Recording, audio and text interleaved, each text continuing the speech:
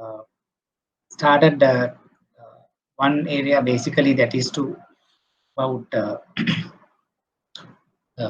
NPV, IRR, and break-even working capital. Basically, kind of calculations are there. An important part also covered last week. Hope so you can refer the YouTube, the presentation, because which is very important area. So today that I am, starting the rest of the questions which I have selected. Probably today will be our last class.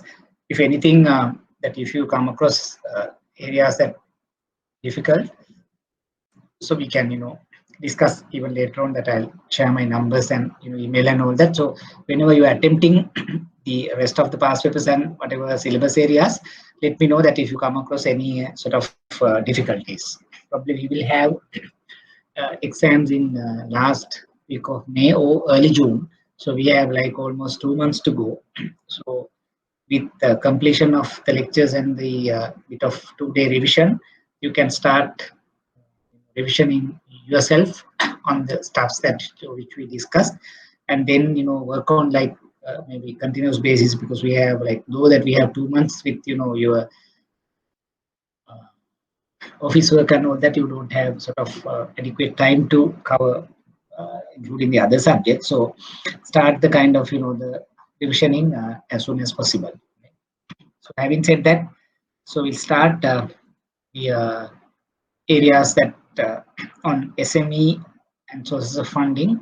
So today what I'll do is like, we'll together we will discuss the kind of a question and answers, and if time permits we will switch to some MCQ questions also, so which gives you kind of some understanding how the examiner provides questions to for us to attempt, right? So under SMEs and sources of finance, I have selected 2 questions here. That is 19 March and 17 September. So start with this 19 March, that is question number 3. It says SME development through SME financing has become a challenge and an imperative because of many reasons. So the 4 areas that we need to answer: explain how SMEs can contribute to the development of an economy as per the national framework for SME development. 6, policy intervention to support the SME. Third one, challenges faced by the banks in financing SMEs. And the 4th, sources of financing for SMEs in Sri Lanka. So out of these 4, I think we have done some parts in the class, and also I have given you some tunes to refer. But the part 2 is actually a new to everybody, because at that time even we have not done that is in the class. Even during the last 4 months also we haven't done this part. But going forward, so you can take this as the suggested answers as a kind of an answer that in case if examiner repeats the same question in time to come, right? So we go by one. First one is how SMEs can contribute the development economy, right? So it's like this. So generally SME, they contribute 50% or more in terms of GDP, 45% of more in terms of employment. They also support export-driven entities and entrepreneurs, and they support for the import substitution, and they provide regional development through regional presence, local raw materials usage, and creating market for the rest of SMEs, innovative products, process and markets, supply raw materials for both large-scale industries. Now, when you see this kind of a question, right, because this could be repeated also, and in the meantime, when you say that SME contribution to national economy, so could be answered using maybe 4 or 5 points out of this, right? The question could be, why SME is important, how SMEs can contribute to national economy, why banks or the government is promoting SME. So there are the questions that examiner could give us. But whatever the question he gives, basically, the answer lies on, SME role in national economy, or SME sort of contribution to the national economy. So for that, so you can have, a good answer using this. That is basically GDP contribution, import substitution, export promotion, employment creation, regional development, and then providing raw materials, or the kind of, the WI, work in progress, to the big companies, right? So those are, anyway, kind of answers that, you can give for whatever the question that he provides us. So this is kind of more or less like a very standard answer for SME imports, SME contribution, right? So why that, banks and government is focusing on SME. So this is a kind of, good answer. So we can, depend on, and we can create whatever the questions that the future the examiner would give us, right? Hope I think that's clear, because that is not new. But the only thing is, when you are like setting your answer, when you're preparing your answers for the exam, so you need to have it kind of, ready-made, rather than, going to the exam and thinking it, writing. You shouldn't be doing it for this type of questions, right? Hope that this is clear. The second part is a bit of new, because as of the national framework, because it says these are the 6 things that, one need to have, like initiatives. That is enabling environment, technology and innovation, entrepreneurial culture and skill development, access to finance, market facilitation, R&D. So these are the 6 areas, like key enablers, as they called it, key enablers in order to promote SME, which has been developed by this national policy framework. So when you say enabling environment, it is like, as a government or as a policy making body, so they create a kind of environment to SME to flourish, and banks to come and, do kind of, win-win kind of a solution. Then technology and innovation, because why? In most cases, that SME are, not very much into the new technologies. So they are not into like innovative sort of, techniques or the products, services kind of it, because they may not be, conversant with it, or there may not adequate sort of support from organizations who are like, capable of doing this. Because SME, they traditionally, they, do a lot of things. I mean, majority of SMEs, right? A few of them, they might do, different things, and then they reach to the corporate level.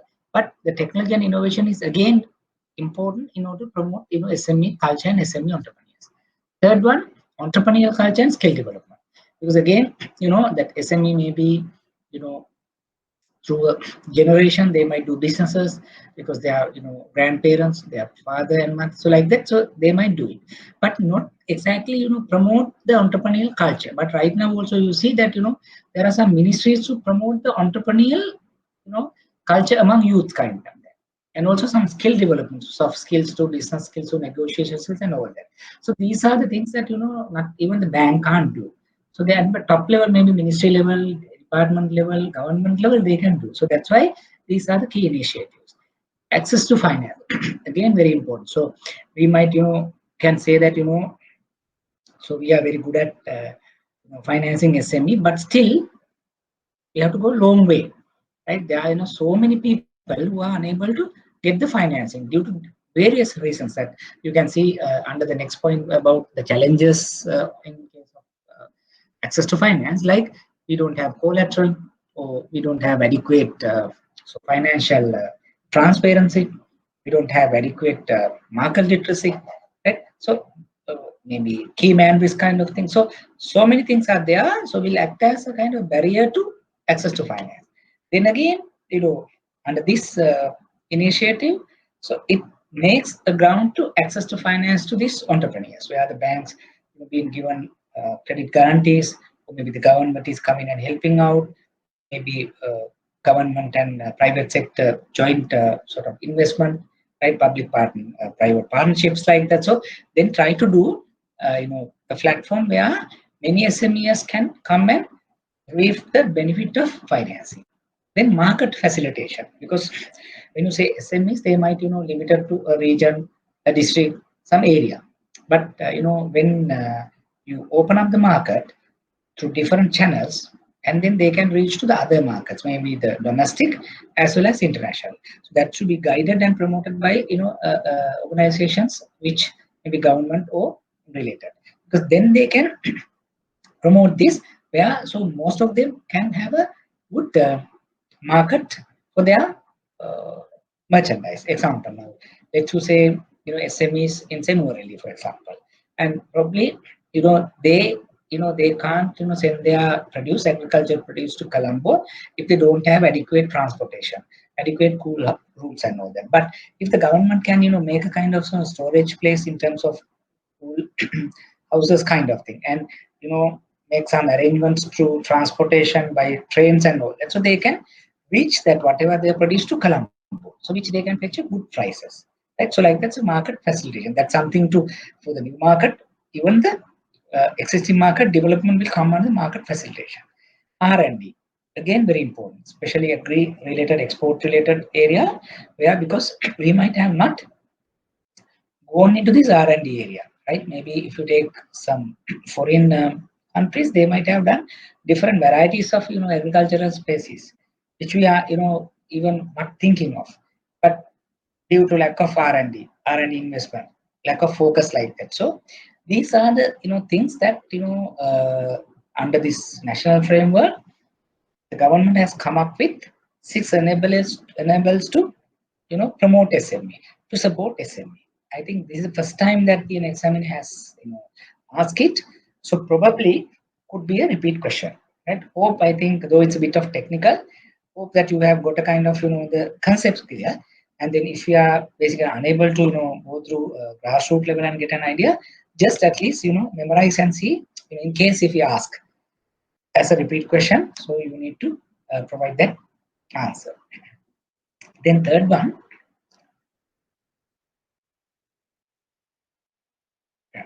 Third one is the challenges, right? So challenges faced by these banks.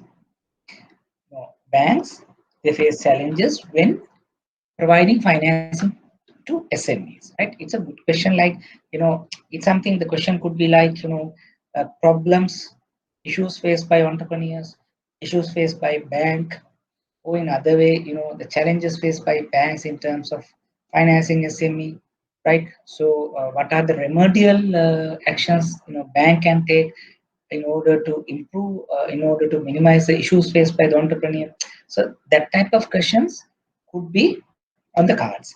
එතකොට දැන් ඒ වගේ ප්‍රශ්න මොකක් ආවත්, if you know the kind of the content, right, then you can bet like whatever the question, right? එතකොට ඒකින්ද දැන් මේ වගේ ප්‍රශ්නක මේ ඔක්කොම ටික බලාගත්තට කමක් නැහැ. දැන් මේවා තමයි problems, මේවා තමයි issues, මේවා තමයි අපි ඔය කියන challenges, right?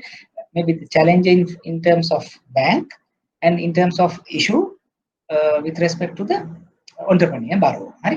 එතකොට දැන් අපි ඒ ඉගෙන ගන්න ටික පුළුවන් තරම් අපි වැඩිපුර ඉගෙන ගත්තොත් එන ඕන ප්‍රශ්නයකට අපිට ඒ ටික focus කරලා උත්තරයක් දෙන්න පුළුවන්. First one, lack of accurate financial and non-financial information is very important, because if you think about like say corporate type of customer, so we are very much confident of their financial status because they have been audited. So we have last 3 to 4 year information, even management information they will have future like forecasts. So most of the informations are dependable. But in terms of SME, we are in a problem, we are in a challenge to see what exactly the correct financial position of a customer. Non-financial data also, like we might, when we interview the borrower, you can get some, different sort of information. When you interview, the rest of the staff, they provide a different one. Or maybe spouse could be totally different. Like so, 3 sources, but not cohesive, right? So different non-financial information. So then we are unable to make a kind of a decision about the customer's creditworthiness. So how would the customers good for this exposure? Right? Then proper governance is not there, because one or few people, right? It's a key man risk is there. So maybe today you take kind of a decision which, let's say, to promote with the new product. Maybe tomorrow he might have stopped that completely. Or today he might, sack the kind of general manager. Tomorrow when you go, he might have hired him. Because one person is taking that kind of a decision. So which, as a bank, so we are in a difficult position, because if we are going to do that, it's a problem for us. Management is not driven by professions. That's again not accountant, not lawyers, not marketeers, right? So there may be one person running all functions in the business.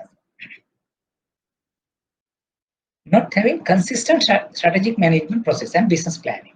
That's also true. No? So they don't have a vision, mission, objectives, programs, kind of. It's not very sustainable one, consistent, right? So they might, today one thing, tomorrow another thing. So couple of changes, right? But in a organizations where, like say corporate type of organization, they have vision, and so everything in a way, right? So we can depend. So there is not a challenge for us, because if we refer the annual report, and so we know, what they are going to do and what their next year plans, kind of thing. When it comes to the business planning, market is narrow, because when you say SMEs, they don't have a very big market, right? So then when you say market is narrow, in the sense, if there's something happened to the particular market, there is a huge impact on their output, right? But if the market is like, a big, right, there may be, a lot of things could happen to the market, but they can be sustained, right? But if you are in a small market, say you are operating in a kind of a rural area, and then so something happened, like a lockdown, for example, right? So if it is so, then so you can't, sell your produce, outside area, because you don't know. And if this area is locked down, so your all customers are located in this area, then you produce, you can't sell, because your market is not so great. So you can't go to the rest of the other area. So it means it's a challenge for us. If you are funding, and then if a customer is in trouble because the market is narrow, in case of a shutdown or in case of some other feature, then total his output cannot be sold, which in terms impact to repayment. Highly sensitive to the market volatilities, because when you are small made, when you are like your scales of production is low, then changes in the market will have a bigger impact on your produce. Availability of cheap products important, because let's say your customer at operating levels are low, cost of production could be a bit high, because you are not achieve the economies of scale. So then when you are trying to compete in the market, there may be low price cheap products imported. So it's a trouble for your customer to sell them out. Not having R&D orientation, because they are not thinking, or they don't have knowledge, they don't have money. So it's a challenge, because now if you think that your customers should go to next level by a particular period, but they are not ready to move that. So they still with whatever that they are comfortable with, may not be the your expectations. Outdated technology may be applied, so doesn't work, doesn't give the 100% efficiency. Obtain finance from informal markets at higher rates. So what happens is, they might, not willing to work with you. They are not, willing to, provide information as you are requesting. So then, easy way out could be going to the money lenders, right? So you get the money at a higher rate, and in terms of the repayment, the priority could be paying the informal money lender. So which is the issue for you, right? So those are the challenges faced by banks. Now, if the question asks about challenges faced by the borrower entrepreneur, most of these things also are the challenges for him also, right? That's what I'm telling. When you see the core of a question, core answers could be useful to different areas, right? When the problem faced by entrepreneur, most are similar. The problem faced by the banks is also similar to this type of thing, right? So if you even the first question also, it's something about here. It's a kind of a contribution of SME. Second is government sort of enablers in terms of promoting SME. Third one is the challenges by the bank. Several stakeholders has been captured here. The last one is the sources of financing. So so just think about what are the sources available. So we have done a kind of lessons also. Something self-financing, right? You have your own capital. Say you are right now employed, and now you're thinking that it's I am done with my employment, so I have some savings, right? I have some kind of capital, and then I am trying to start my own business. So that's self-financing. So you are not going to go your parents, your friends, your well-wishers. You try to start. Then bank loan and advance is another method, right? You can go to long-term loans, short-term loans, right? Right. Then supplier credit, because suppliers you need not to pay day one, right? So you can take 15 days, 30 days, 45 days based on the terms of trade. So that period you can keep the money as a funding source for your business. Leasing and finance companies, because let's say if you want to purchase machinery, you want to purchase a vehicle, so the leasing and financing companies are there. So you need not to put your working capital suddenly, right? So you have a kind of way out. Yeah, month on month through cash flows you can service your lease while you are 100% utilizing your lease facility, right? Your vehicle. Friends and relatives, that's another source, because rather than you depending your own self, and then you can go to third parties, could be parents, could be well-wishers, your friends, relatives, like. And then venture capital and angel, right? Remember we have done this venture capital companies, bit of high level financing, angel financing, so a lower level financing. Then money lenders also another source, right? Because they are there anyway. Only thing is we criticize them, the way they funding their rates and unethical recovery practices kind of thing. Set aside that. Apart from that, so we have informal financial market is there, SME to borrow, SME to get financing. So that's about sources of financing for SME, right? So that's the kind of question we generally we can expect. Every paper we have a kind of a question in that effect. Sanjeev, yes, you have joined. Good afternoon, Sanjeev. So we have Oceanie and you. So let's see that I think I don't see anybody else would join, and later they would go through the the YouTube presentation. And Oceanie, how do you feel this question? Is it okay? The content, are you in a position to write it in case if it repeats? Sanjeev, you have joined halfway through. How do you feel that question? Will it be okay? Any gray areas? Any clarifications? It's all about SME development. Thanks, Oceanie. What about Sanjeev? I'm not sure whether have you been with us for about total period for the question, but okay, Sanjeev. I don't think it's anyway it's difficult, but my request is like most of the time we are getting the questions from SME development, sources of financing, microfinancing, and those areas. So you should not leave out those questions. That is my request, right?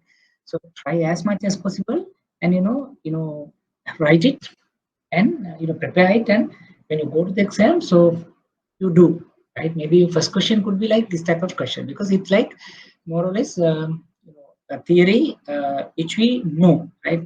I mean, you need not to think detail, but if you do some homework, probably you can get complete marks for that question. Right? Then we'll go to another question.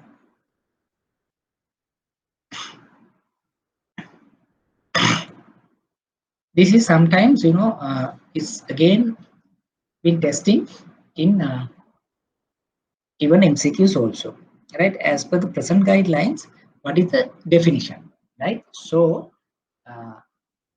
in case sometimes if they ask about turnover is not greater than 750 million. So 750 million or less is annual turnover. If you go by the employees, it is 300 or below. That is the definition for SME, right? Being developed by Department of Industry and Commerce, and again this has been vetoed by the central bank also. But sometimes there may be questions. Yeah, what are the SME definition criteria? Right? They might ask about. There are generally 3: turnover, which actually we have done this in the class also.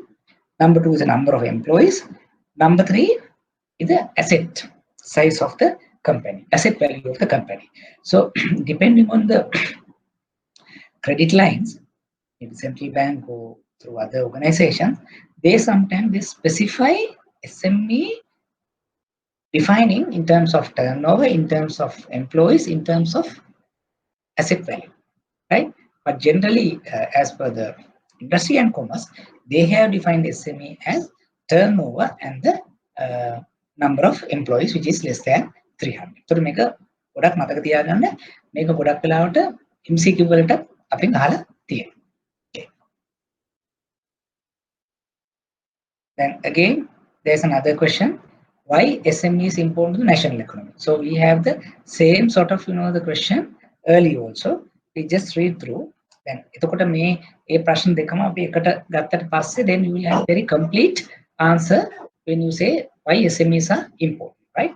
So example, the answer goes as SME is important to upbringing the social and economic status of the rural middle class population of the developing countries' economy. So it's something different what we have learned.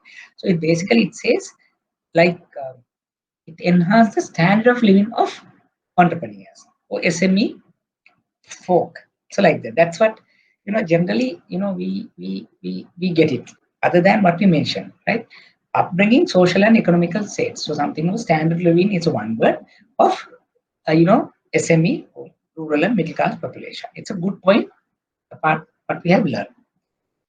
It's a tool for poverty alleviation, empowerment of poor and mode of creation of employment. Employment, regional economic development, poverty alleviation, empowerment of poor. So we can get some more to add on your answer. It's a first step future industrialization of the economy. So that's what we were telling, that there could be inputs. SME's output could be input to bigger company, corporate or bigger industry factories like that. So then the next step of future industrialization. Then large production giants, so they are large production because inputs to larger companies, right? Then could saving retain foreign currency exchange within economy by their production. That's basically the export support. And again, import substitution. So I think you're getting the point where when you say going through past papers from last year to maybe 4-5 years back, then you can cluster the kind of the questions where in the same areas or same topics, right? When you say SME, that was the importance of SME to economy, a contribution. Why SMEs are important? So the similar question is given here, but answers also a bit different what we have discussed. So you can combine and you can have a very good answer going forward. Okay. Here now, key constraints to the growth and competitiveness of SME Sri Lanka. Then it's more or less like a policy level. It's a higher level issues faced by them, not only SME entrepreneurs. Then in a system level, we expect SME to grow, SME to be competitive. So, but we see some issues or maybe challenges, problems for this to achieve, right? Earlier it was talking about issues faced by entrepreneurs, challenges faced by bank, right? And ඒ දෙකම එකතු කරලා ගන්න උත්තරේ එක high level like policy level answer එකක් තමයි මේ තියෙන්නේ. So I think you're getting my point, right? So because when they ask the question in that way, you need to produce your answer question in that way, produce your answer this way, right? Poor infrastructure. What do you mean? Because now,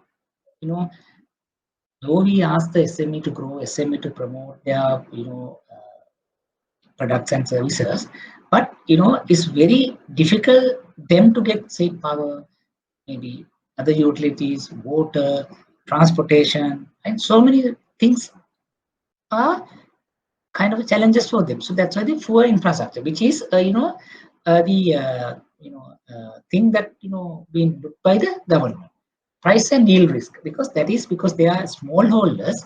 They they come across these pricing and yield issues, not like bigger companies, because they might produce something, try to sell it at particular price, but maybe the market might have changed because they are small quantity.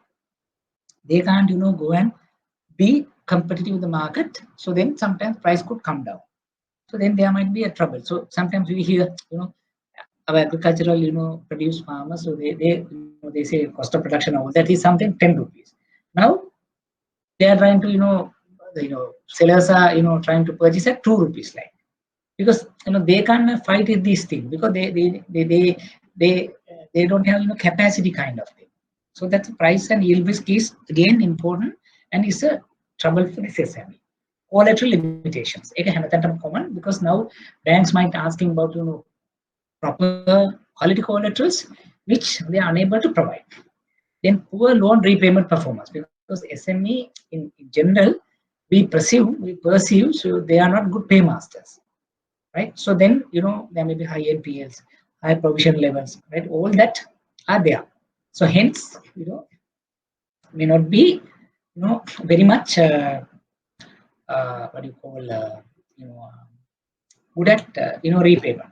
So then it's like crib issues and all that, bank reference are not so great. So we will see that will have some hamper a kind of this competitiveness. Technology adoption is also poor. So again, reiteration of what you pointed out earlier.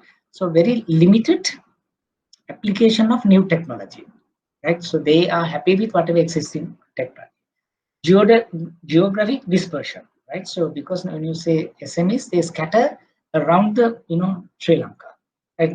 Sometimes the same thing is taking place different places. So sometimes then they can't get together and make a kind of a force, right? So not like corporate. Weak market linkages, like earlier, market literacy to market linkage to market opening to, right? So they don't have that, right? They don't have that sort of expertise to reach to new markets and like that. So that's issue. Higher cost, especially because higher transaction cost in terms of their operations. Lack of extension support services. We are in terms of now, like centrally, maybe Colombo people, they might have everything for these SME type of guys. Then come to the rural area, they don't have that same support from the financial entities kind of thing. So that may be another the issue or the challenge faced by SMEs in order to be competitive, right? So this is bit again the question has been put in a different way, but I must say it's not a difficult question. But once you do it once or twice and going through, then exactly what are the ammunition we have to answer type of question that examiner would give us. Again, this is something why SM is important for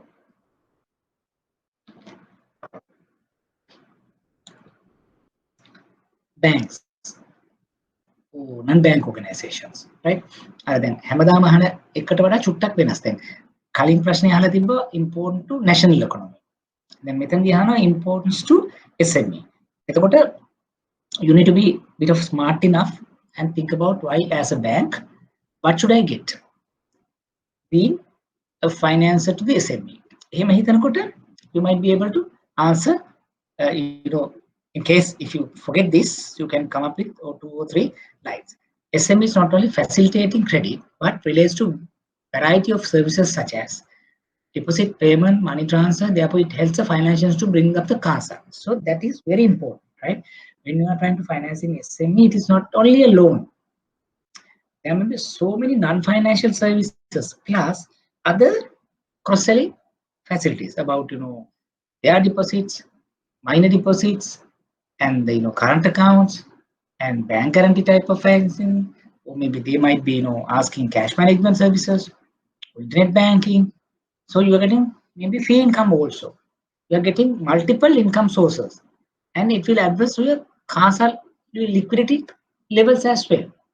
So I mean, basically, SME supports financial organizations, not only credit, but also other services. Number two, concentration risk could be minimized by diversifying the portfolio. Now, if you are if you are into the corporate, if you are into the retail, right? If you are not into the SME, then you might be in trouble when you see the diversification of the portfolio in terms of concentration.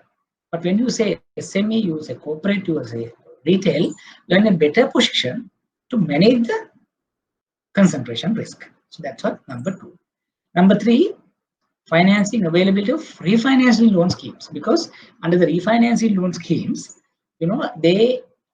we can use the refinancing loan schemes which you have some cost advantage in terms of cost of funds to reach the SME, because if we want to use the refinancing, you need to fund the SME. So it's a benefit for us. Otherwise, you can't give that corporate. So why it is important. Any other things you can suggest?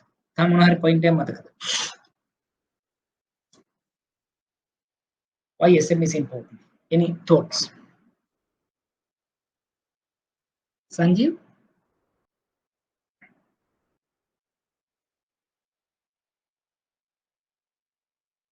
Any Roshini? What are the sort of other point that you can raise here? What about like mandatory lending, agri type of financing? So if we are financing SMEs, so are we in a position to achieve that targets? Yes, right. Because if you are with retail and if you are like corporate type of financing, you have very limited opportunity to reach this, to meet the agricultural, the portfolio targets, right?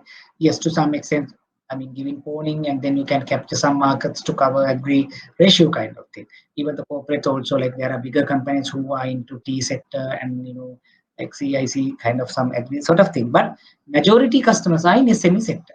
So in order to in order to manage, in order to achieve the agri ratio, portfolio ratio, that could be another point where we are comfortable when financing SMEs, right? LCs for export, factoring for receivable bills. Yes, that is again, the type of products we are, Sanjeev, but here means that, they're asking the importance for the banks to be in the SME segment. So this could be anyway, can cluster under your credit. The first one, you sanction some credit facilities. So these are the type of credits that we can give. That's we discussed. In addition, the other facilities like CASA and all that. And the rest three is something why we need to be in the SME market. Ekdam last point here. Oh, you got it right. Okay.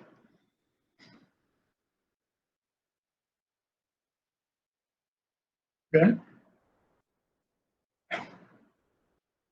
2019 March, they have asked to write a short note on venture capital, right? Share capital, debentures, and the yeah, that's what. I'm not going to go into detail of this because you can read through, but I wanted to highlight this. This is time to time the examiner would give us to write short note on. One is the products, one is sources of financing. So this is the sources of financing. We have long term, short term, and then we have debenture, we have share capital, we have venture capital, we have angel financing line. I mean, so many things we learn. Now you at least you need to be ready with maybe 4, 5 a one-line statement to describe each of these sources of financing. It's not difficult, but it's good that you memorize and go, because rather than at the exam like think and write is not applicable here, because it's anyway a standard answer that you can give, right? ඒකට විභාගෙදි මහන්සි වෙනවට වඩා කලින් ඔයා පාඩම් කරගෙන යන්න ඕනේ. ඒ වගේම I have told you like you need to memorize, you need to be very comfortable with at least 12 to 15 products. I think I have given you kind of model also, like last week. I think In the previous week, I think I have shared it about presentation summary, about a presentation on a PowerPoint presentation on development financing syllabus. I think I have shared it. So there I have given, when you say the product, what are the the areas that we need to know? Maybe the definition, maybe the advantages, disadvantages of the product, maybe the risk and mitigant, right? Maybe kind of an example of the particular product. So like that, there may be separate lines that you can write. The may even the sources of finance, them for doing. So there may be so many things. I mean, just you can read, and then you need to be ready with 4 to 5 lines for each product and each sources of financing, right? So since for the interest of time, I will skip this. You can read through, but hope I think it's okay, because you can I have put everything here which is important. We'll go to this part, right? We'll set aside this SME, the development SME products, SME issues, and the type of products, sources of financing. So generally we get minimum 1 question, or sometimes we might come across 2 questions. So then ඒටික review වුණාම ගොඩක් වෙලාවට අපිට ඒක ගැටලුවක් මම දකින්නේ නැහැ අමාරුයි කියලා. But only thing is you need to be ready before going to the exam, right? So this one, credit products and evaluation. This is something again very pet topic for the examiner, right? So again you need to be very conversant, because this is again very easy questions, and most of the time we can see these questions being repeated, right? So number of conventional credit related products available in banks and other financial lending institutions to cater their customers, including SME. These lending related products are offered after evaluating the credit worthiness of the customers. First one, briefly state the 5 C's of the credit.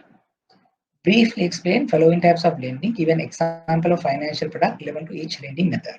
Like they want to write on asset-based lending and fee-based lending, what they want. With the answer we will discuss. Briefly explain with examples the main characteristics and purpose of which each of the following financial products would be offered to customers. Again, I haven't given here data, we can see. So what information of the company A is given below. Turnover, cost of goods sold, overhead, debtors, creditors, raw materials being given. We need to compute inventory conversion, receivable conversion, payable conversion, operating cycle, and cash conversion. Then fourth question is been given to give 5 marks. By if you see the last year paper, that is the only question. I mean, no parts. So you need to compute these things, and even there's no 2 years also. No, there were 2 years, but only these 5, 1, 2, 3, 4, 5, but you can get 20 marks. I know. So if you are like ever done this type of thing previously, so when it comes to you, it's like a bonus, right? So if you see that these type of questions repeated, so when you get everything right, something 20, I mean, it means like 45 is on the cards, right? Just 25, another 4 questions. You can get that mark. So I'm going to say you is like when you are ready with some past papers and all that, it is very easy you to score in this paper. Here now, normally we have learned about 6 C's. Here they have mentioned about 5 C's, but when you say when come to the 5 C, capacity, cash flow coming together. With 6 C's, capacity, cash flow, you can put differently, right? So the capacity is basically, it tells about ability to firm to run the business and repay the loan. The ability of the firm to conduct the business basically capacity. So ability to firm to repay the loan is basically cash flow. We can say the ability of the firm to continue with the business and pay the bank loans. When you pay, we talk about interest cover ratio, debt service cover ratio, kind of say quantitative data.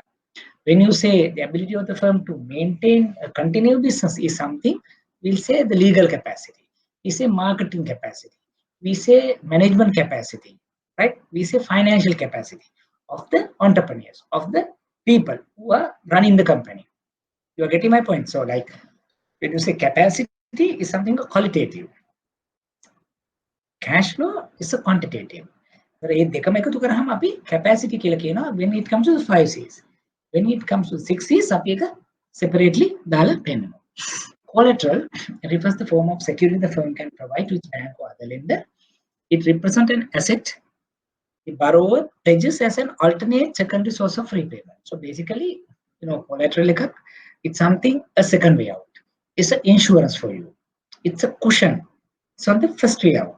So you are not, generally dependent on the collateral.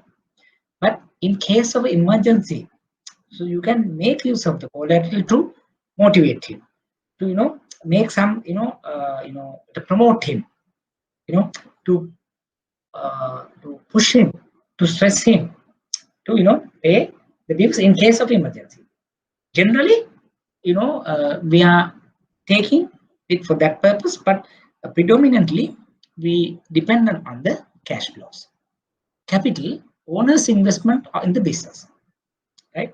So how much his or her put into the business to see his commitment as his obligation, right? So higher the capital, higher the equity in the business is a confidence to the bank to give more. Condition, it is not only the loan terms and condition, it also overall economic and external condition to conduct the business. What are the problems? Like economic front, financial, fiscal fund, maybe marketing, maybe environmental. So any impact towards the business to continue. Character is basically told about the credit worthiness, how we are going to judge the credit worthiness of the particular individual. So we need to write, or we've been asked to just to list it. Explain you can write with a one-line statement.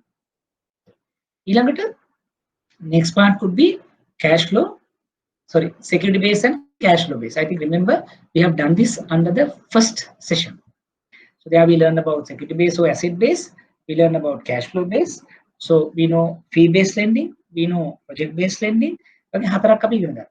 So you need to mention that when you say security base is predominantly we depend on the asset, like cash, like gold, POD against property. We are not very much dependent on the cash flow.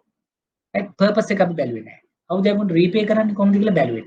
So it's basically we talk about asset, security, value. When you say cash flow based lending, it's a bit different. It is like you are in addition to the collateral asset, you depend on the cash flow generation, like working capital financing, like personal loan. Personal loan, you say how much your salary, 10 times we'll give. So basically you think about his income potential. A cash flow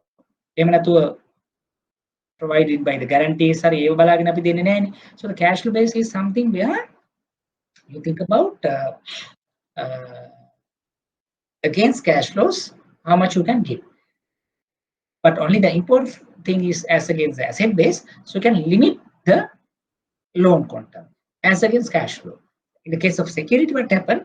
This much of security, this much of loan, but we don't know how he is going to repay.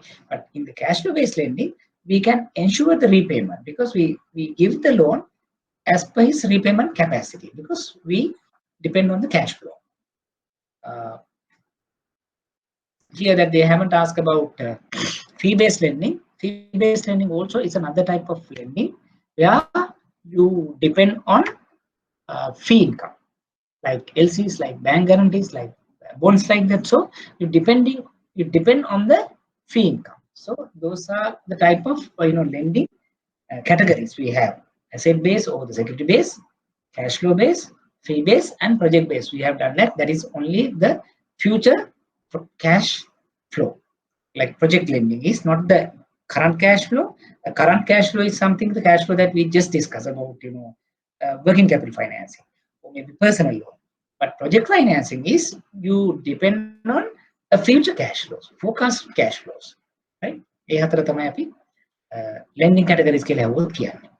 And then he asked about write a short note on maybe several things. So here pledge loan, OD, those two. But I am not going to again describe these things because I think we have done it enough. Even class also, I think we remember we have done this type of a question or two. Just to recap, you need to have at least 3 or 4 points for each product. What's like definition, maybe there are key features, advantages, disadvantages, risk and mitigants, and maybe illustration, I mean practical example. So ඒ වගේ පහක් අපි දැනගන්න පුළුවන් නම් හැම product එකකම, so when you write it, so you can get full marks for that. Okay. And this is the question. I think we have done it in the class, if I remember correct. But අපි මෙතනත් චුට්ටක් බලමු. What happened here is, here we have given 2016, we have 2017, we have turnover, cost of goods sold, overheads, debtors, creditors, raw material stock, right?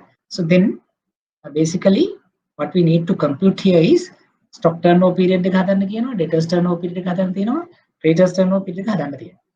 And when you say, when you compute stock and debtor, that together will give the operating cycle, and minus creditor will give the cash cycle. So the A ratio sticker, like basically efficiency ratios, you need to know.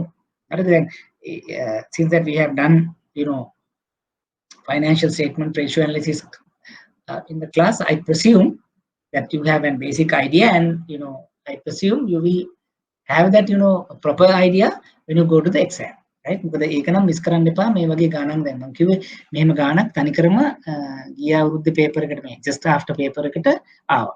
ඒතර ඒකට තනිකරම මේ ගාන විතරමයි ආවේ. මේ කියන්නේ විතරදී එක පාර්ට් එකක් නෑ. ඒ පාර්ට් එක තමයි main question. So now think. So since that you have done this prior to going for the exam, then මේ කොහොමද කරලානේ යන්නේ. So basically you will have upon the real where you can easily get the 20 marks, right? එතකොට then when you see the answers, inventory conversion period. So the important thing is, when you have these 2 years, if you remember correct, we need to use the averaging. First one, whenever you are using the equation, you have to get average stock, average debtors, average creditors. I mean, keep that in remember. Keep that in mind, right? So 16, 17 became averaging ganwa as the top. Then come to the bottom, you can use cost of goods sold and turnover. If it is a stock turnover period, average stock divided by cost of goods sold. Creditors turnover period, average creditors divided by cost of goods sold. Debtors turnover period, you average debtors divided by turnover. එතකොට equations තුන මතක තියාගන්න. 2 divided by cost of sales, 1 divided by turnover. Okay, then number of days per year is 365. I mean, people I have seen using 360, but no, 6 to 365, because all suggested answers, is giving taking the number of days per year as 365. When you say average conversion period for 2017, average stock divided by cost of goods sold. Here is average stock divided by 2. 2045 is the cost of goods sold. Then it's 72 days. And receivable conversion period. Average debtors divided by turnover into 365. So this is average debt, 6. This one divide by 55 days. Creditors conversion period. Average creditors, cost of goods sold. So just you take 2016, 2017, added, divide by 2, averaging, divide by cost of goods sold into 365, 58 days. So operating cycle is 1 plus 2. That is inventory plus receivable. Right? 1, 2, 7. When come to the payable, out of the operating cycle, you minus the creditors repayment period. So that's a payable. It's something 69 days. Right? So this, I mean, very simple. But only thing is, you should be very much thorough with this equation. But I have seen, examiner asking us to compute current ratio, quick ratio, and efficiency ratio, GP, NP, right? Right? Not like credit management, but some equations need to be remembered, right? Right. Any questions?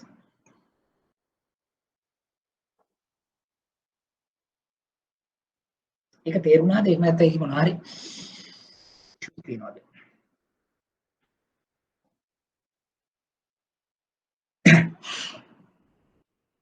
Sanjeev එක තේරුණාද? And Oshini?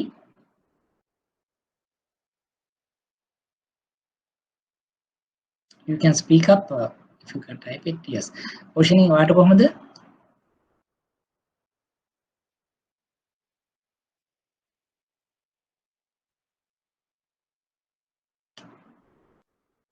Okay. So probably means that you need to be thorough with these equations. Try to do 3 or 4 times before going to the exam. When you undertake some past paper questions, also you can get that knowledge. And especially if you can, if you have time, we have done a kind of assignment for the session financial statement and ratio analysis, and try to do that as well, so that basically you can get an idea on these equations. Okay.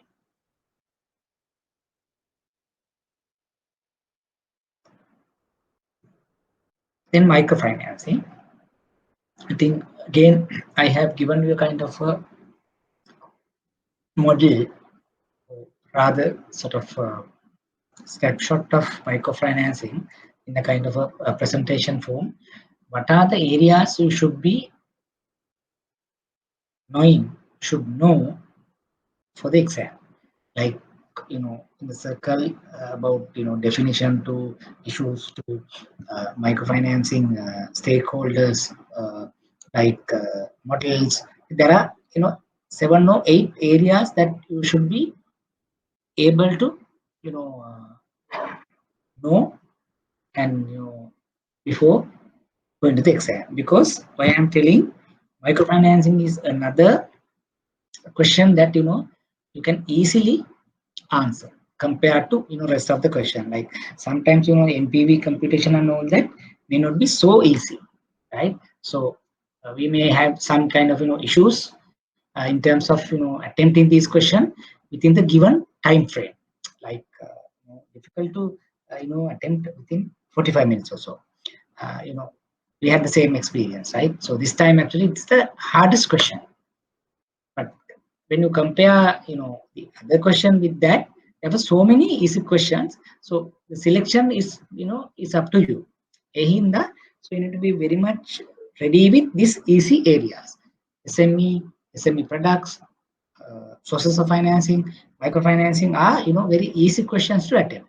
Only thing is, every paper we come across one question from microfinancing. So again, cluster it together and go through from latest to oldest. So first you read through and see what are the areas. And since I also given you a kind of the snapshot which to be covered, there are under etika you will have kind of the answer in order to be ready, right? So we'll see 1 or 2 questions from microfinancing also. Briefly discuss microfinancing institutions in Sri Lanka. Briefly state the current state of microfinancing in Sri Lanka. Key features of Microfinancing Act. Advantages using the technology by the microfinancing institutions to increase efficiency and provide affordable services. Again, if you like, maybe the first question you might see this is a bit of advanced or maybe difficult, but it is not so. When you are trying to do a couple of questions, because this part of those things has been again repeated components, repeated parts. So that's why I'm telling, like when you do some past papers and we have enough past papers, now examiner could not set a kind of different question other than what he have already given to us.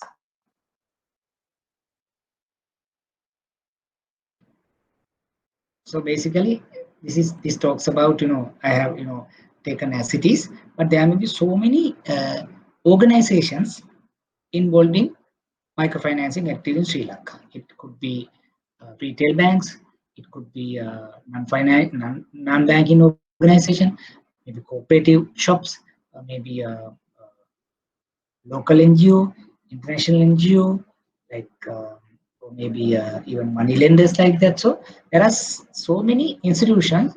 In summary, it's engaged in microfinancing activity, right?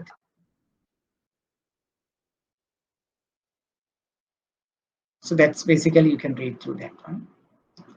This because I have taken, so whenever a different question comes, so then you can get some out of this. Like here, licensed bank, licensed finance companies, cooperative rural banks, credit cooperative society, Divinaguma, and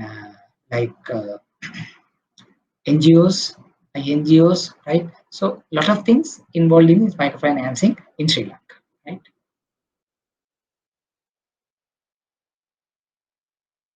In part 2,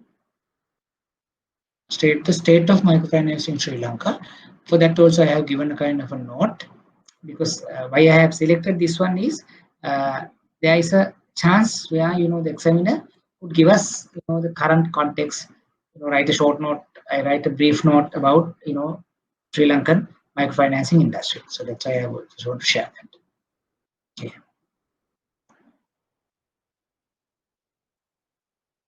This is again Microfinancing Act.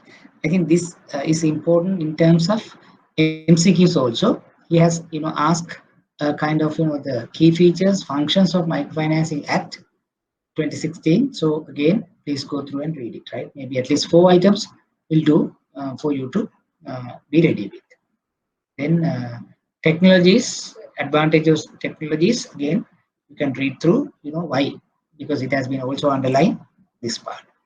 Then 2018 is a different question, because why I have taken these two, because this is a kind of different questions forced by the examiner during these last 8 to 10 sessions. Because the first one is bit of advanced, which is bit of difficult also, more or less like institutional type. This is more easy one, where you can have answers, where key objectives of microfinancing is target group, right?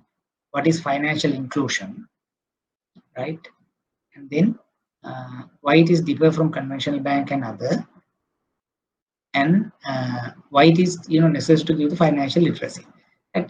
I mean, these are very common questions, but the above one is bit of advanced. But again, it's good that you read through, right? So why I wanted to select these two, because sometimes in microfinancing we have come across like a bit of difficult questions like the top one, but generally the questions we are getting is like the last question, right? But again, I must tell you, now we have done it on the SME and the microfinancing here. So you need to be ready with these type of questions, right? So last week we discussed about NPV, microfinancing, working capital, and the PESTEL type of analysis. And then this week, sorted PESTEL. So this week is about SME sources of financing, microfinancing. But then areas maybe we can get like 5 or 6 questions. Maybe one could be something about refinancing lines, about moratorium, right? These are about the current trends, right? How the paper has been set is like that. So since if you are in a position to cover these 7 areas, I think we are done with for most of the paper, right? But the one area could be about the current trends, like current NPL situations, maybe moratorium update kind of thing, frequently asked questions in the moratorium. So those are something current. But again, if you are very capable, so then you can try it out, right? Or maybe the questions like the refinancing lines available in Sri Lanka. So those are the kind of questions which could be coming out of the syllabus, but can't help sometimes. But again, we need to be ready in case of emergency. But I advise that if you don't have good time to study all those things, but rest of the questions you can attend out of whatever the questions we get, maybe 5 questions you can easily attend, right? The other question also the about current trends. What we can do is we can go through some past papers, the recent past we good. So there may be a likelihood that some of the inputs would work in favor for us, right? Okay. Then what I want to do is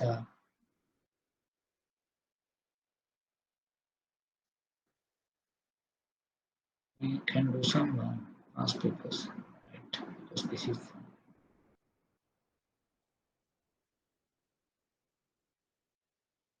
hope what we have done is not difficult for you, because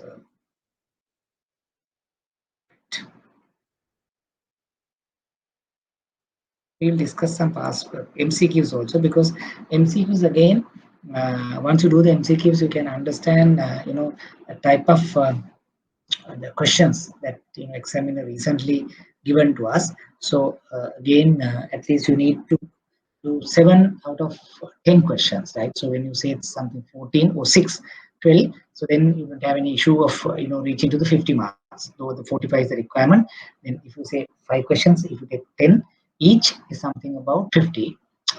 Maybe 10 and 8, 6, 7, like that. So still you can go to the 45 marks. So since I have just completed last week or so that I have completed some past papers, I see that this time the pass rate is very high, right?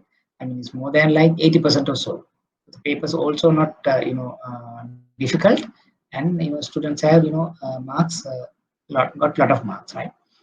And we'll attempt from here.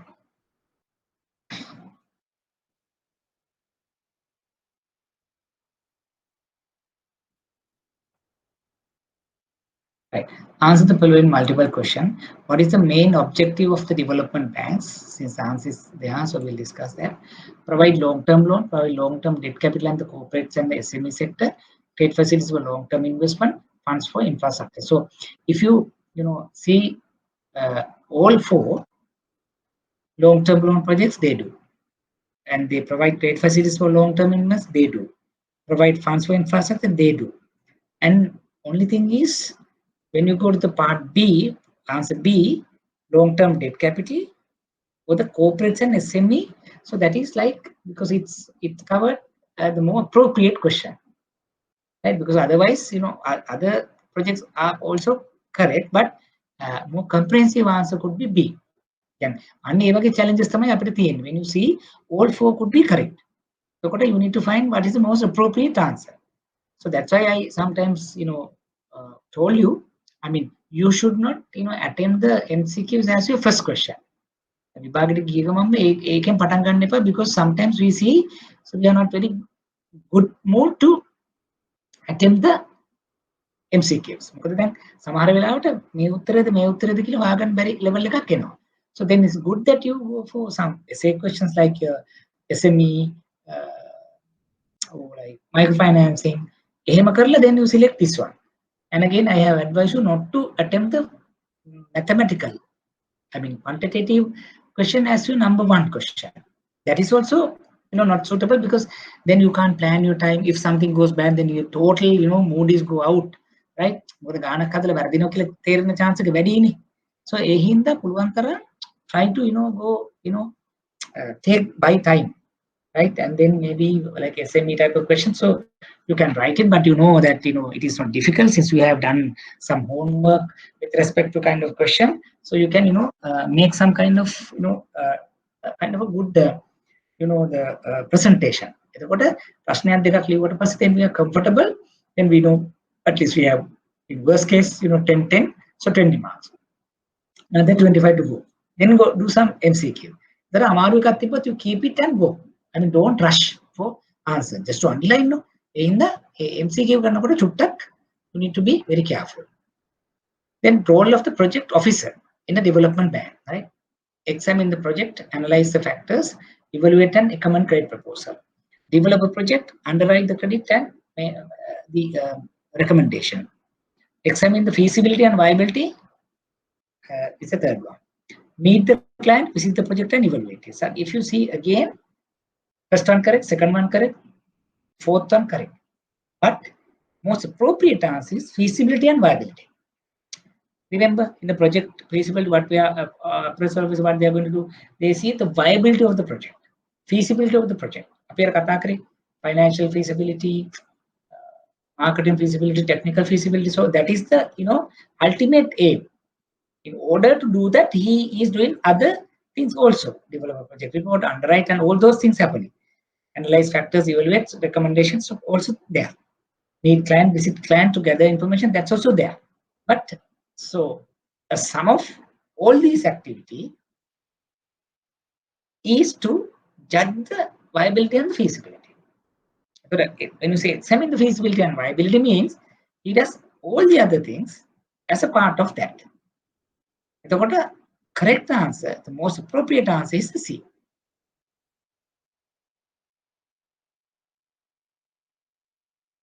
A firm that is specialized in financing young and startup. So මේකදී අපි ගත්තොත් finance company, capital creation company, venture capital, small business. So most appropriate is young and startup කිව්ව ගමන්ම we know that is a venture capital, right?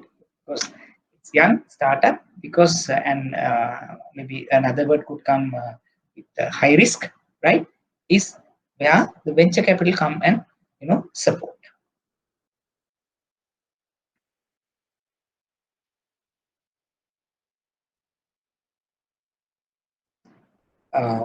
This again, actually, even we haven't done something coming out of the moon.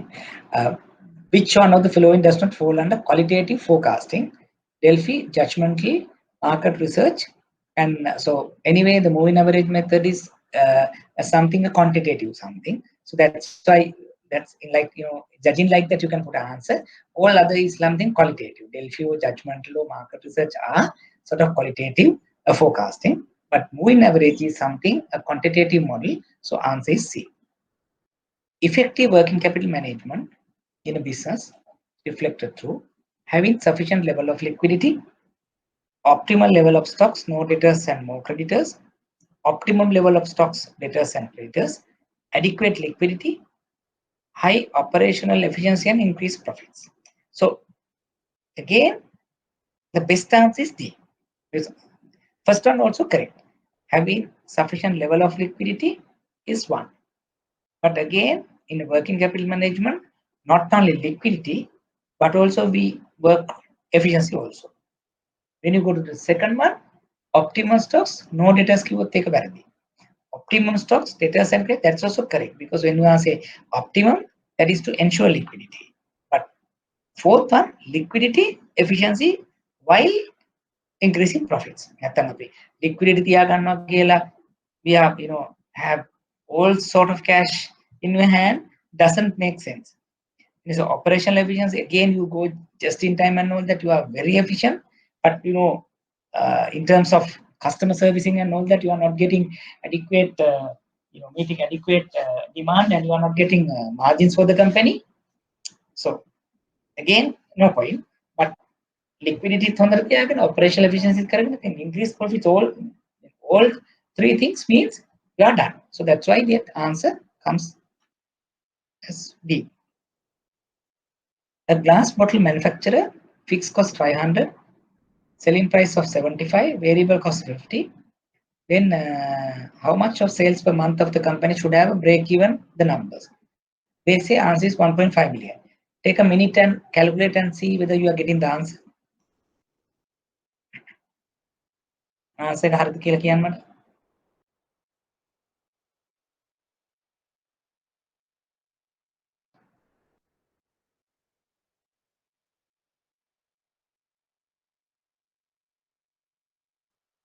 Oshini and Sanjeev, give a try. With the answer is break even sales is 1.5 million කියලා කියන්න.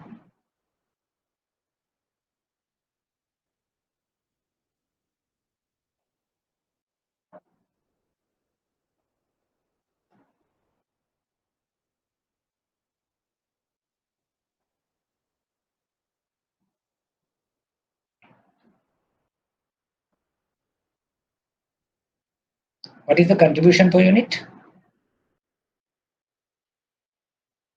Sanjeev 5,025, 1.5 million. What about Oshini? Yeah, contribution is 25. Then what's the break-even quantity? Good, right? So we are done with, right? So I don't see any kind of difficulty. Then evage ප්‍රශ්නයක් ආවොත් right, correct, Oshini. You can get that full marks. Don't drop that kind of question. But exactly examiner has given. Underline it if you are not very clear. It was step by step try to get the maximum out of that. Then how could financial literacy will help the SME sector? right? So basically, now this is again maybe earlier it's a case study question. Now it has come to the first part. It could be something financial literacy to SME sector, financial literacy to microfinancing sector, maybe same question, but answer does not differ a greater, right? But when you say financial literacy will protect business from aggressive money lenders who may exploit the borrower's lack of financial knowledge. So what's the point? Because when they say financial literacy, they are equipped with financial literacy. They know where to borrow, when to borrow, from whom to borrow, at what cost, like so they know about financial jargon. So that helps them to manage their financials. Create value in the business by optimizing decisions on capital investment, working capital, borrowing, pricing. Very good. Because now when they know whether to do capex, not to do working capital, how much is pricing, when to borrow. So when you are trying to do that, you can reach to optimize business levels, right? So otherwise, if they are not doing that, they might say stocks. They keep and put so many stocks. They're not thinking about the cost, managing stock, loading, unloading. Discount then you are thinking about gradually moving out, then you incur a lot of cost. Safeguard the profitable SMEs which could later collapse due to cash flow problems. Because when you know the importance of P&L, balance sheet, cash flows, right, then you can understand how we are going to manage, protect the business. So if we are not going to do that, sometimes that might collapse in later. So that's what's happening. So sometimes when you say so many sales, maybe through credit, through debtors, increased debtors. But when you say high sales, you presume that you are getting so very good profits, good cash flow. But actually, it is not so. Probably based on the sales, you might have invested now.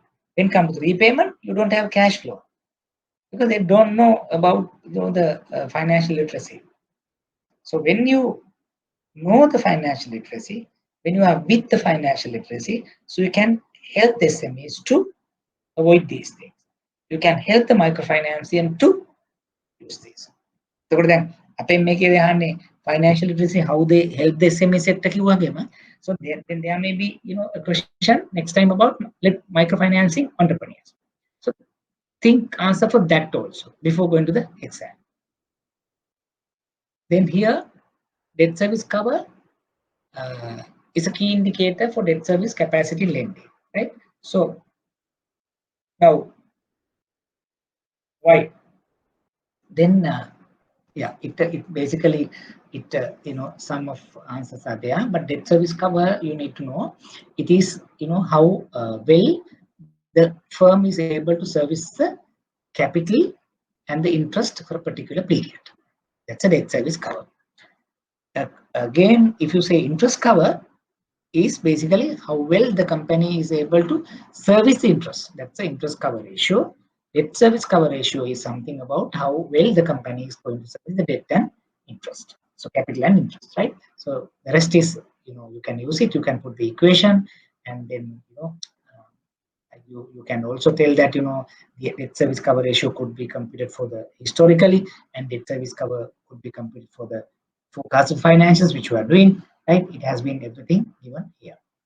And also sometimes, when you say DSCR is greater than 1, less than 1, again, you can mention. If the DSCR is say greater than 1 or 1.5 means the company is in position to service the debt without any problem.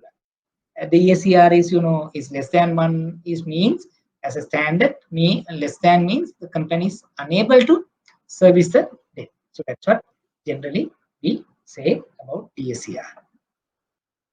Then functions of development banks. So these again, so many things. Again, you can keep 1 or 2 memorize, because sometimes we need these things in terms of maybe even the essay type of questions, right? So basically promote, develop small scale industry, finance housing sector, large scale industries, agri-rural development, foreign trade, preview SIG business, right? So SME, housing, industries, agri, right? Foreign, SIG. So there are 5 or 6 points in the development bank's purposes. Establish having a development bank, so they will basically support. They will do these type of activities. Technical feasibility is actually, I am not 100% agree with this answer, but the examiner has given in this way, but uh, in a technical feasibility is basically if, we need to write about technical feasibility is something how the project is technically capable in terms of people, in terms of process, in terms of production methods, and so on and so forth. But here they have mentioned about analysis and evaluation of the project following success factor, because the marketing technical operational kind of is not the kind of answer, because this is like when you say about mean by the project feasibility. What do you mean by the feasibility in the project lending? Yes, I agree, right? So then when you say overall, you should be able to feasible or viable in these areas. That's about project feasibility. This technical feasibility, it's only the technical part. If you go and see my notes also, a technical feasibility we define as a technical ability, technical viability in terms of people, a process, about production, and those things, right? So you can also give some examples also, like say people, they are training kind of thing, but I think I'm not in agreement with the kind of the particular answer. But even it comes again go by the proper definition about the technicality, right? Any questions on that paper, 2019 September?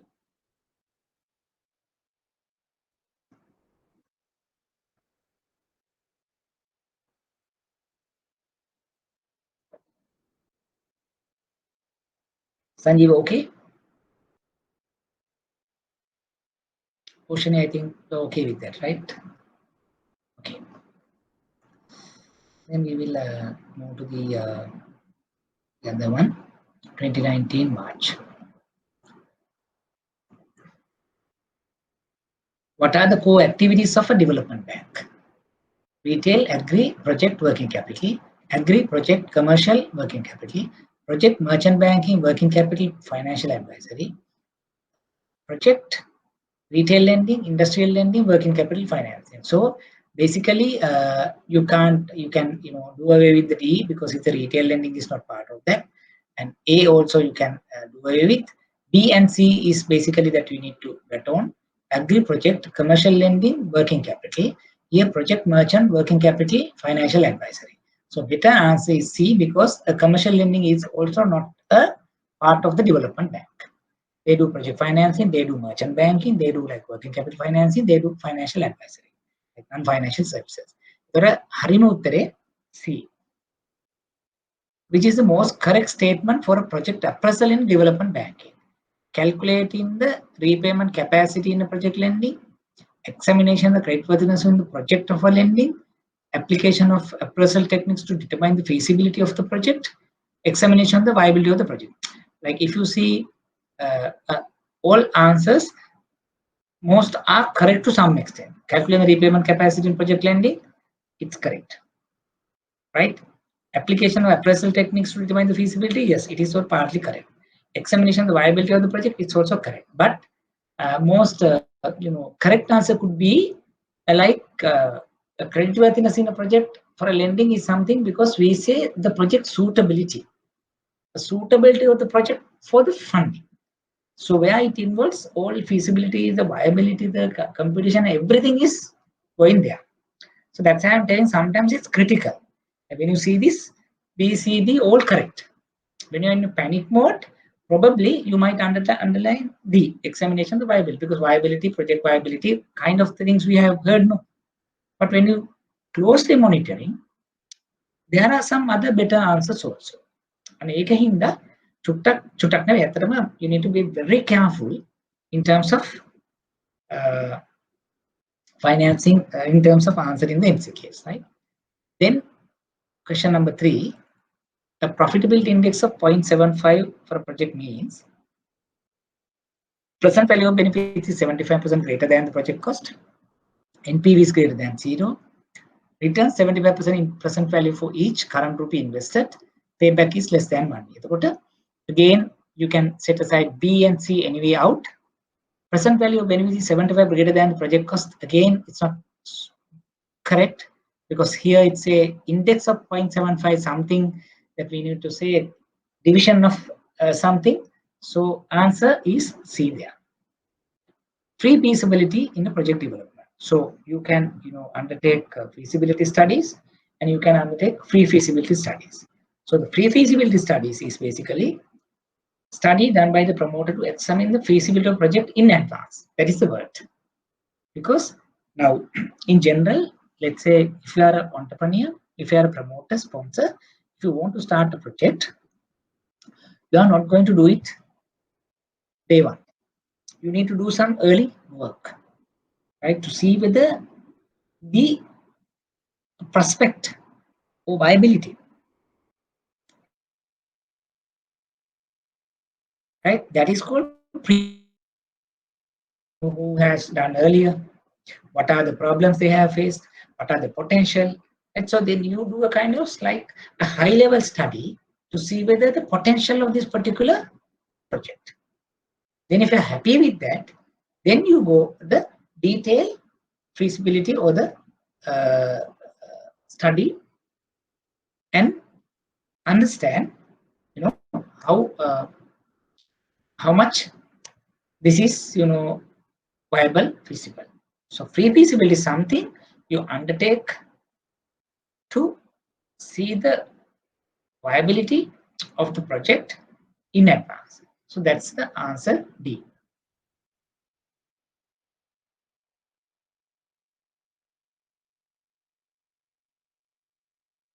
If the company invests 400 million, project then produces a positive cash flows 80 million, what is the payback? Can you compute that?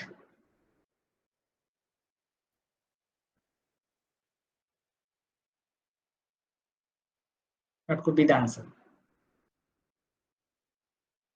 1, 2, 3, 4, 5.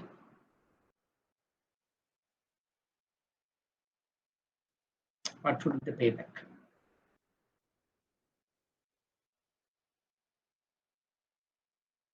Yeah, 5 years. Question A, what is the answer?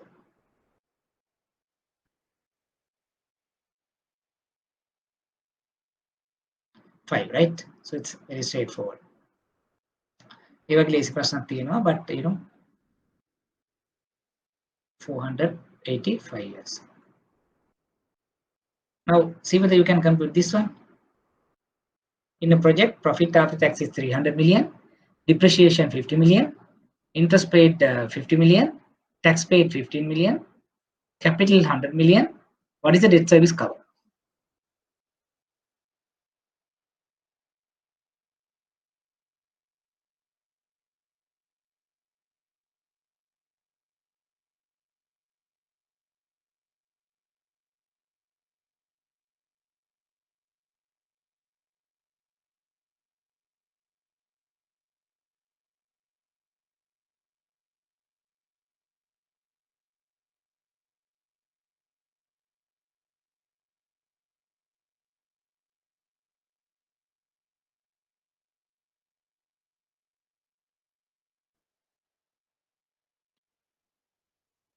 What is the answer? DSCR is equal to profit before interest and depreciation divided by capital and interest.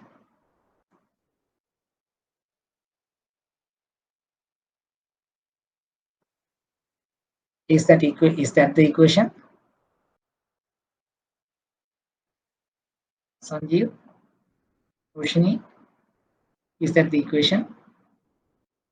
First, you know what is the DSCR equation, right? Profit before depreciation and interest divided by capital and interest. So then what could be the answer?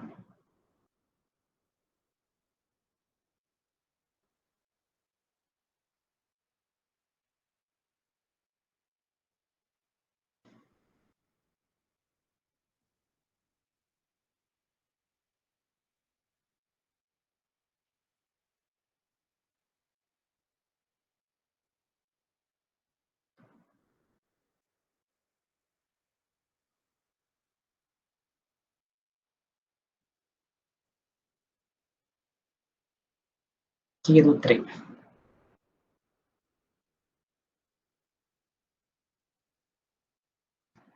Sanjeev, what's the answer? Question. What is the answer?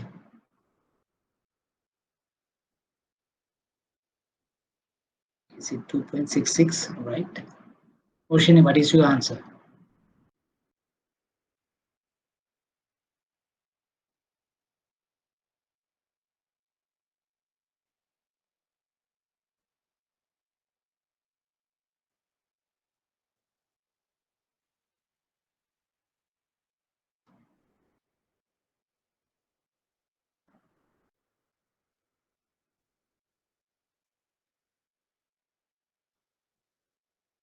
What is the numerator figure? What's the denominator figure?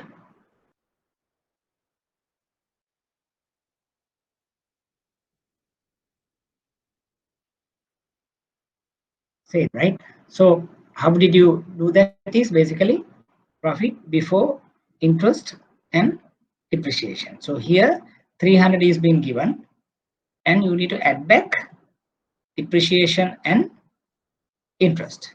50 එකතු කරා 300 numerator. So denominator capital payment is 100 plus interest is 50. 100 plus 50. So 400 divided by 150 will give you a 266. හරිනේ? ඒ වගේ ප්‍රශ්න අපිට එනවා bit complicated, but you need to exactly see what is the equation and then substitute and see whether you have an answer there. Right. Name the most important development aspects discussed under development banking in the country. Industrial development, project development, agri, housing. Industry, agri, import, housing. Industry, industrial, infrastructure, industrial, agri, housing. Project, infrastructure, import, export, housing.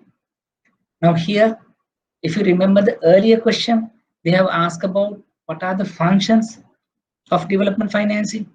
So with that, now it has come to the MCQ. Industrial development, agri, import, export, housing. So housing is correct, import, export they do, agri, in addition, industrial development. Rather than, project and infrastructure, it is something industrial development that they have taken, right? Industrial, agri, services excluded, industry agri will come, import, export come, housing will be there, right? So that's the answer B. Direct questions appropriately. Key advantage of NPV for project lending. You know that we have even discussed this under the advantages, disadvantages of NPV. So it takes time value, it takes total cash flows, it is very objective method, right? It helps to maximize the value of the firm. The cost of capital in terms of discounting rate will be considered, right? So those are the things that we can write here. And next time they might ask about what are the the advantages of NPV over payback, or what are the critically discuss about payback and the NPV applications or investment tools. එතකොට ඒකේ pluses and minus දෙකම අපි කියන්න ඕනේ. So like that. So when we see this kind of a question, so we need to be ready with all other tools: NPV, payback, IR, even AR.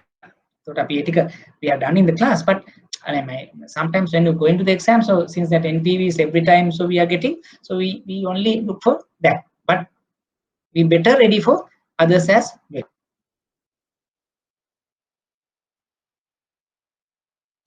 Name 2 multilateral organizations. There are so many, but after long time, the examiner has put this type of a question. It was on the papers on 2014 September or 2015 March.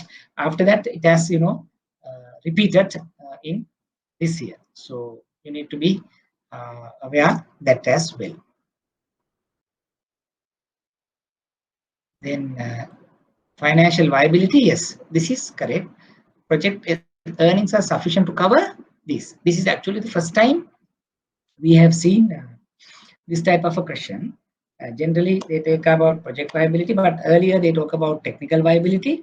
So now they have asked about financial viability. So it means that you need to know what is financial viability, what is management feasibility, what is economic feasibility. So we have learned it, but be ready and go for the exam, because next time he looking at this, he might put what is the management feasibility, what is the market feasibility in project lending. So since that we know the definitions, I mean, we can memorize it and go for the exam. So then we don't have an issue. Write a kind of a very two-line statement, so we can get 2 marks, right? Here that he has put 4 marks and even 4 points. Even you write 2, that you can get the whatever necessary scores, right? Okay. Is it anything that I should?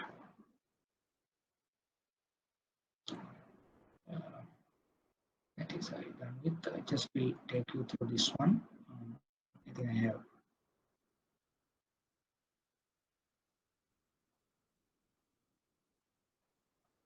This is actually I have discussed with you, and I think we have taken this up some time back also, right? This is what the final, the kind of summary that you need to know about, very top level approach. There are type of lending methodologies like asset, cash flow, fee based, project based, like that. So each advantages, disadvantages, type of the products that you can put into these segments, right? Then come to product description. So he might ask to write a short note. You can say features, advantages, disadvantages, risk and mitigants, illustration, maybe the stakeholders who can use this purpose that of the kind of product. ඒ වගේ අපිට මේක you can enlarge, enrich rather, right? එතකොට අපිට පුළුවන් ටික එකට දාගන්න පුළුවන්. And then SME එක ආවම, when you say your SME done, you need to know what is definition, imports of the SME, type of products for the SME, sources of financing, long term, short term, support services of SME, issues faced by the SME due to customer, due to bank, you need to know remedies of those issues from the customer perspective, banks and other institutions, information requirement for SME request, what we get from the customer, what we get from the bank, what we get from the environment.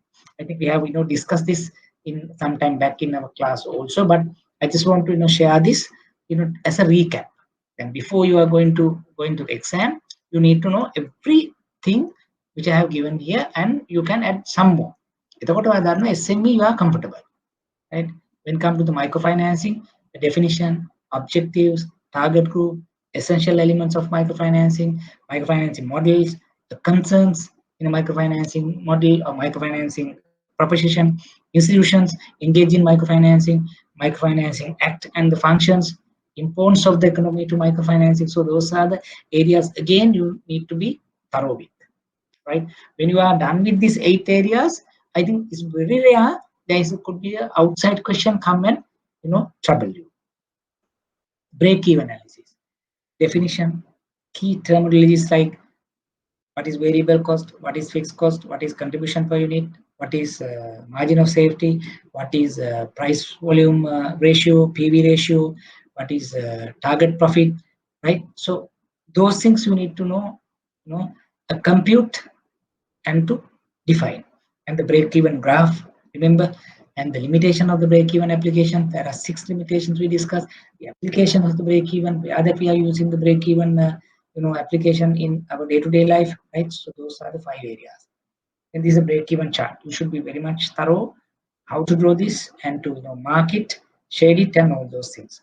Then working capital management, definitions about what is working capital, what is gross working capital, what is net working capital, put the kind of items under each, and then ratio, liquidity ratio, their current and quick ratio, efficiency about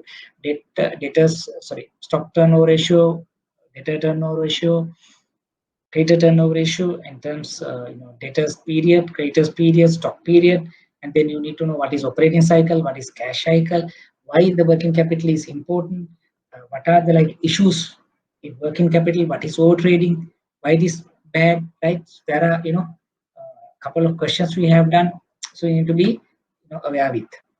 Then financial statement and ratio, what is P&L, what is balance sheet, what is cash flow, one line statement to define that. Profitability ratio, there are 3, 4, 5 profitability ratio. What is liquidity? There are 2 ratios we learn. What is efficiency? 3 or 4 ratios we learn. market performance, leverage, gearing ratio, financial leverage, and the gearing. So we learned those things. So that's again important on the FX and ratio, because you can see some questions coming covering these areas in recent past in SWOT analysis. What is S, what is W, what is O, what is T, and define this with a kind of some underlying descriptions, SWOT analysis, and then pestle analysis. Again, what is PASTLE? One line statement, why it is important. In case if we ask to apply a pestle in a particular sector, you need to do. And then Porter's 5 process. Why, what, how, and put an application in a given scenario. Then investment tools. What is payback? What is ARR? What is NPV? What is IRR? Advantages, disadvantages. How to compute those things? I mean, every time we have seen some questions on covering this NPV area. Then project cycle. Identification, formulation, appraisal, implementation, project operations. So this is the project cycle, maybe a MCQ question or maybe a essay question. Just to list it and mention the project cycle. In project appraisal, we talk about 6: management feasibility, market or industry feasibility, technical feasibility, financial feasibility, legal feasibility, and environmental feasibility. And then project risk in terms of each: management risk, industry market risk, financial risk, operational or technical risk, legal, environmental risk. So sometimes they might ask about what are the feasibilities, what are the relevant project risk. So in case if they ask, so you need to write these are the project risk. Then SIG businesses, that's about problem loans, about the definition, early warning sources, causes of sickness, remedies. I think which we have done last week about generally, SIG business. What are the areas that you need to have it? But this is a kind of a maybe very important question, because these days, everybody is working for NPL impairment kind of thing. So this is very important in that perspective. Non-financial information, right, about where you can get this non-financial data, some sources, and this could be something about a snapshot in case if he asks. But so far I haven't seen anything that text in, but it's good for you to do a read and recap, right? So that's it from a kind of a summary sort of thing. Any questions?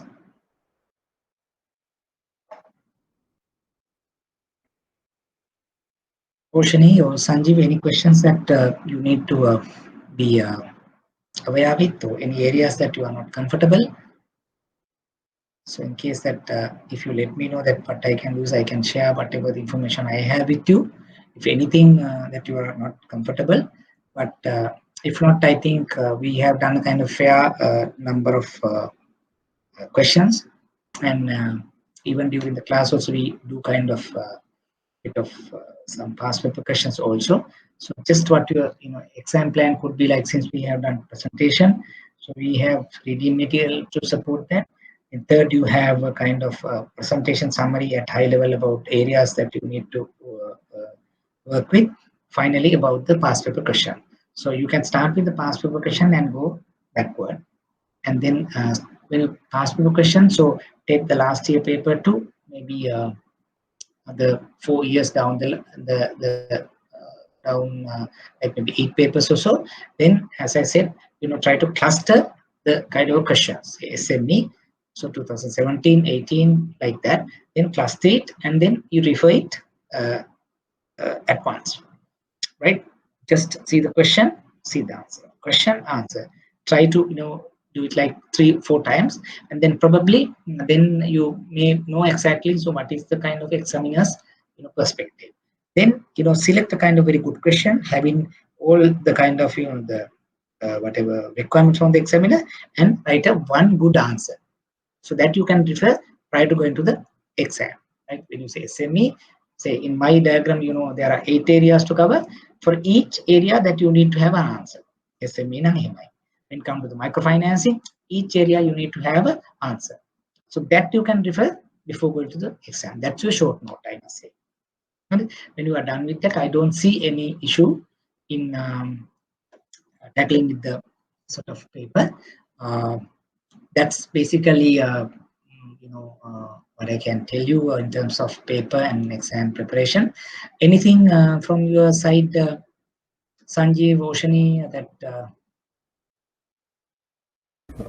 Sir, from 2015 to 2019, they have asked question on Enterprise Sri Lanka. That is for the previous regime. Regime. I don't think that won't be tested. But now instead they have some other like Saubhagya kind of now credit line. They can test us on that. Is there any particular materials that we can? Particular material is like one thing you can do. One thing could be you refer the past papers, so whatever the existing refinancing line. Number two, for the new is basically you can refer maybe one or two banks' website. Like if you go to the People's Bank website and refinancing schemes, they have detailed list of refinancing schemes with the key the features. And also you can refer maybe HNB or commercial. Ocean is also there. Take a commercial bank website and go and see the refinancing lines available under their bank also. That more than enough because it gives the key features. So that is enough in case if they ask. Like about 4 or 5 features for each credit line would do. Okay, sir. Right. Any other?